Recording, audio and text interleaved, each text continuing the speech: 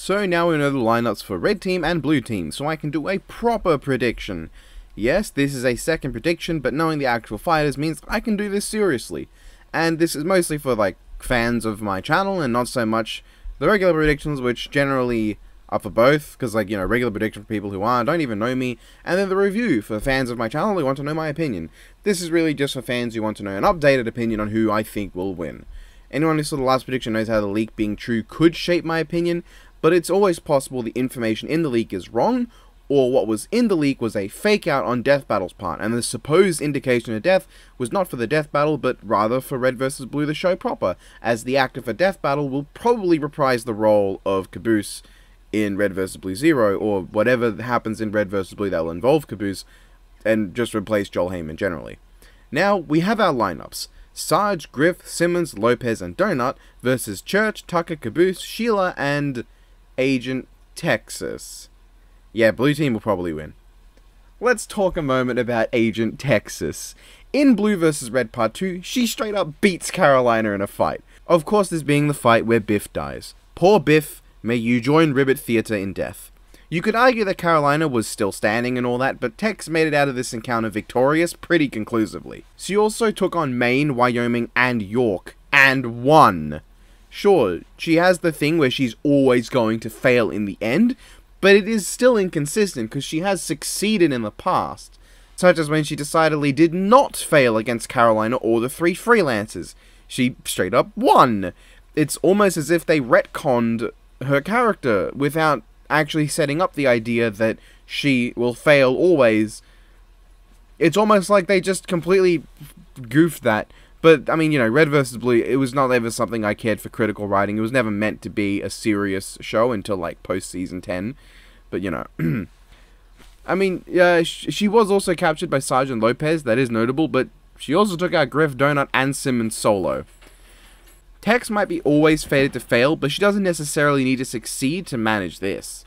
Even if she dies, she could easily take out several members of Red Team before her inevitable failure. I mean, the Epsilon-made copy of Tex took out Griff, Simmons, Sarge, and Tucker in a 4-on-1 fight. She beat all four of them. This was a copy of Tex, so saying that Tex could not achieve the same things as the clone would be kinda stupid. The copy also fought Washington and the Meta at the same time and held her own, but really, she just needs to take out Lopez and Sarge. Griff is not a fighter.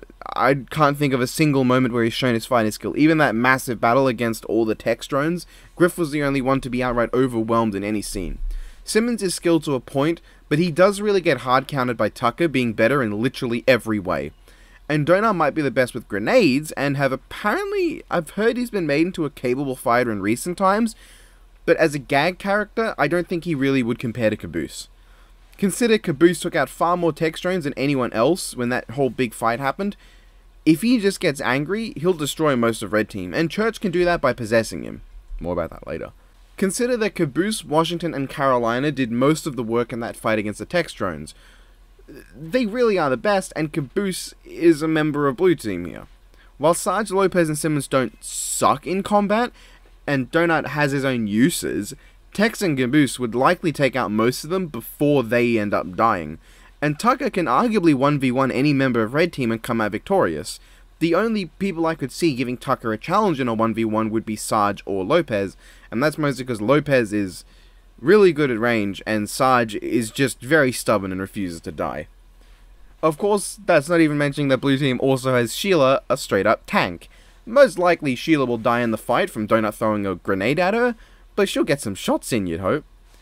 Really, if Tex wasn't there, you could definitely argue a Red Team win, because they do have one very solid advantage, and it's that they probably have, I'd argue they have better teamwork, just because Red Team have fought as a team more often than Blue Team, because like, the only consistent members of Blue Team are Caboose and Tucker. Church, Texas, and Sheila have all died. So, the Red Team have never lost one of their primary members, so they really would have the best teamwork here. But I don't think they're gonna have a chance when Tex is there. I just don't see them winning. Tex will also probably hit Griff on the nuts during the fight too. That won't be good for anybody. Plus, Caboose knows Wiz and Boomstick. He outright name drops Death Battle, so, you know, he can probably just get Church to bribe them. Oh, yeah, about Church. When he dies, he can just straight up possess Red Team's members, including their best fighters like Sarge and Lopez. Yeah, Lopez was possessed by Tex once, so Church could possess him too. I don't remember if Church ever possessed Lopez, but he could. I don't really think they have any standard equipment that can stop Church from possessing them, or even kill Church, like the AI.